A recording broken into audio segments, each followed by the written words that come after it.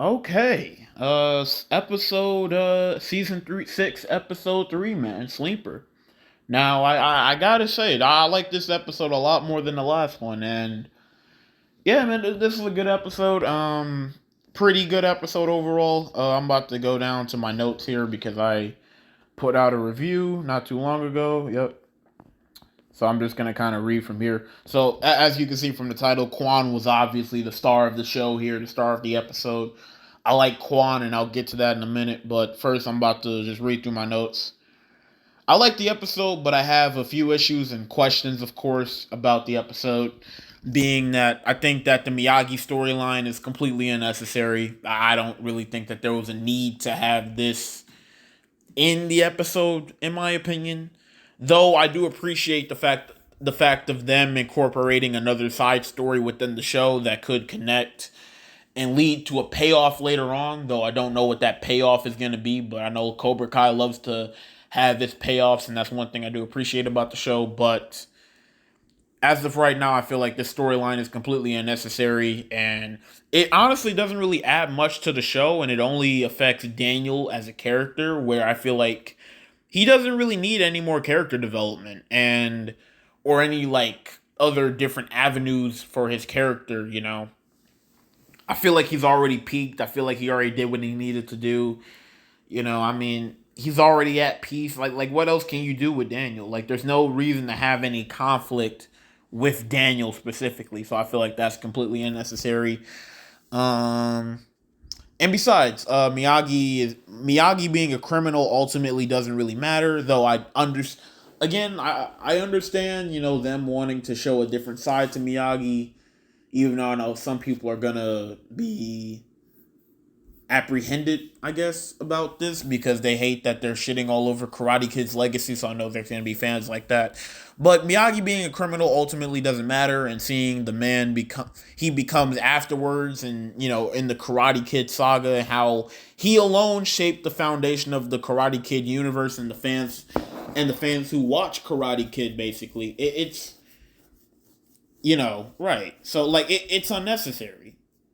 Right, and like I said, like it doesn't really matter, and how Miyagi shaped and how he positively uplifted, the Karate Kid universe, like not just that universe itself, but the people actually watching the universe unfold. So him being a significant impact and being, I guess, an icon to karate fiction, it doesn't really matter. So I feel like this is unnecessary, and regardless of who he once was, he's still the passive sensei that we do know today.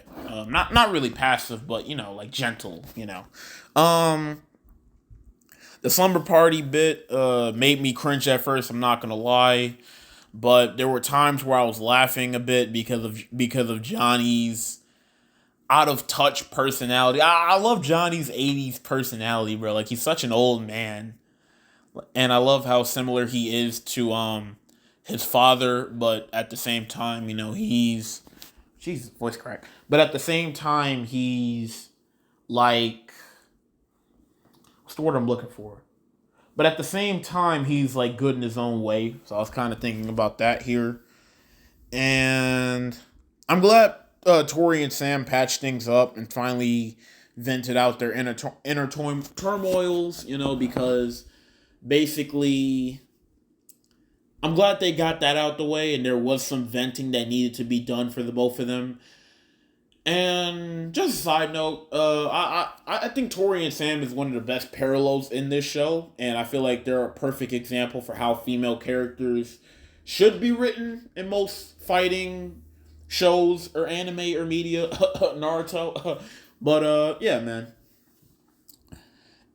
So yeah, it was also pretty satisfying to see that Sam was the one to, apologize first after her being pretty petty and her thinking that she's right and having this stuck up personality just like her father. So it's good to see that she has like a more mature stance on things, because we all know Daniel, he's the hot headed one. He likes to be petty. He likes to get back at anyone that he can, whether if it's the direct way or the smart way, like Mr. Miyagi taught him. So yeah.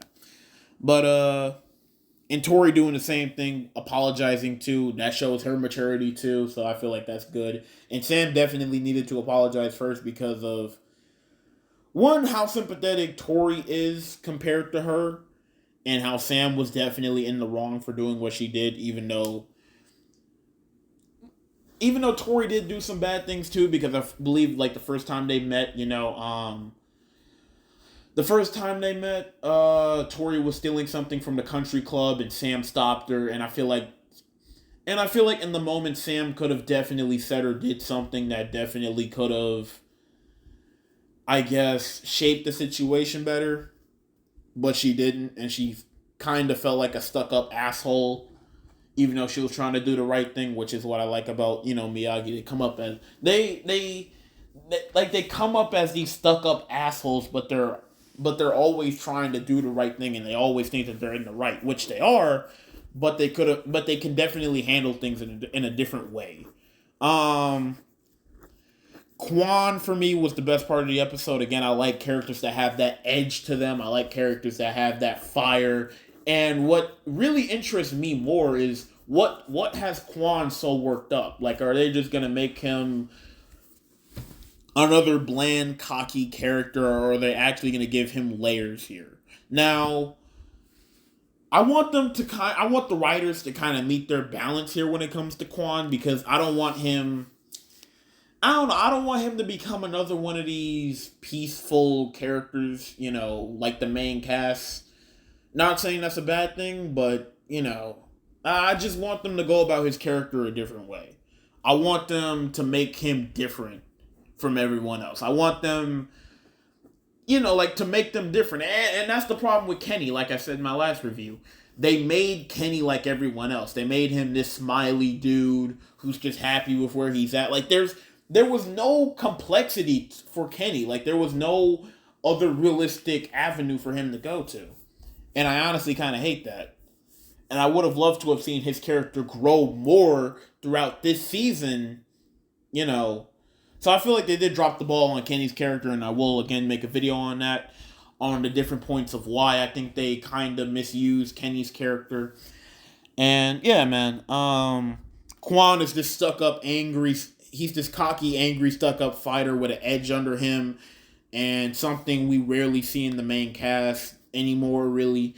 And I can't wait to see what avenues like his character takes. So I'm gonna have a positive, I guess, stance on it right now because we don't know where his character's going. But yeah, man, I can't wait to see Quan interact with the main cast. And yeah, man. And that's another thing I want to talk about. I haven't completely finished episode 4, but 6 fighters, huh?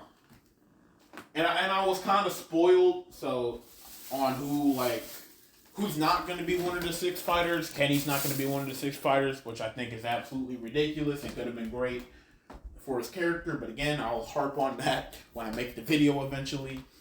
And yeah, man. Otherwise, I thought this was an overall good episode. If I had to give a rating, I'd give like a 7.5 to an 8. And putting that in the middle, I feel like it kind of goes towards more being an 8. So, of course, I'm just going to give it like an 8 out of 10. So, pretty good episode. Better than the last one for damn sure, because the last episode felt like a filler episode. But, yeah, overall a good episode. I like where they're going. I want to see more Quan. I want to see what they do with his character. And I want to see how everyone does moving forward going into the Sekai Taikai. I believe that's what it's called because they said it over 100 times in this show so far, in this 3 episode alone. But yeah, man, that's really about it. Good episode. Yeah.